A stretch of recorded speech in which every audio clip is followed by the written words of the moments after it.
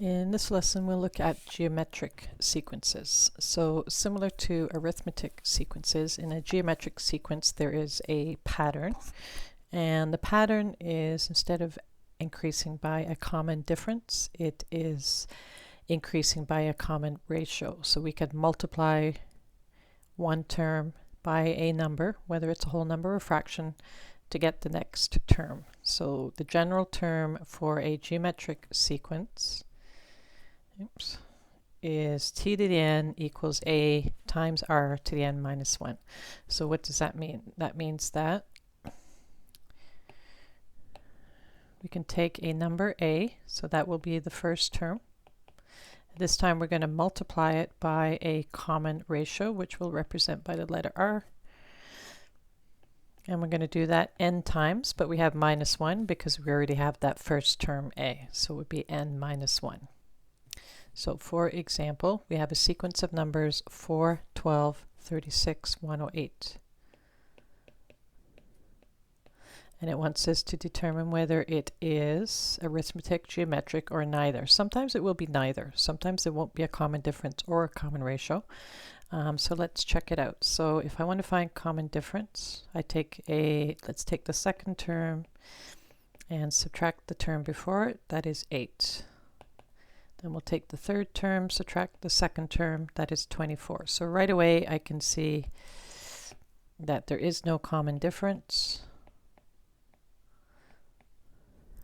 So it is not arithmetic. So then I will check for a common ratio. So I'll do similar, except this time I will divide. So I'll take the second term divided by the first term is 3. I'll take the third term divided by the second term is 3. And finally, I'll take the fourth term divided by the third time is also 3. So there is a common ratio. So that means that it is geometric. So once I've found that, it wants me to find the general term. So the general term would be the first number in the sequence, which is 4. I just determined that the common ratio is 3, and it is to the power n minus 1. And then once I've done that, I could find the 10th term by just substituting in 10 into that general term.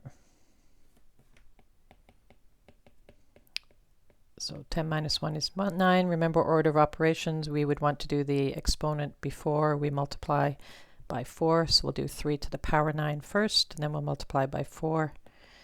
And that works out to be a pretty big number, 78,732.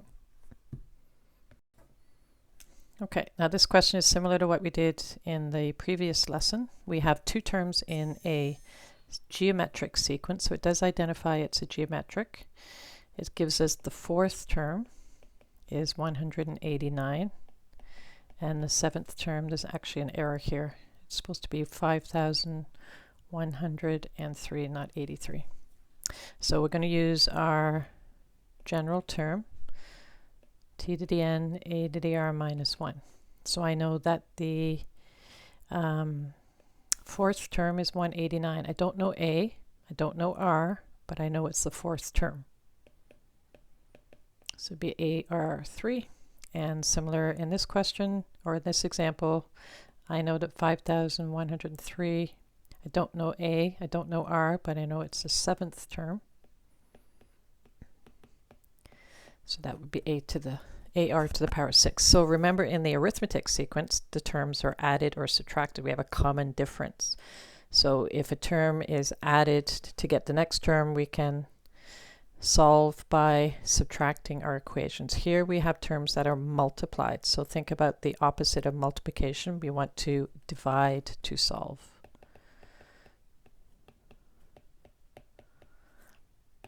So we're going to take 5103. And we're going to divide it by the second equation, and what happens there is that the a's will reduce. A divided by a is 1. So we've got 5103 divided by 189 is 27. R to the power 6 divided by R to the power 3. So 6 minus 3, remember when we divide, we subtract the exponent, so r to the 3. And then we want the inverse of r to the 3 is the third root. And so we'll third root or cube root to the other side. The cube root of 27 is 3, so r is 3. Once we know that, we can find a by using either equation. Doesn't really matter which one.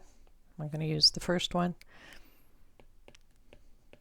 3 to the power 3 is 27. So we'll solve for a by dividing by 27, and a works out to 7. So now I can write the general term.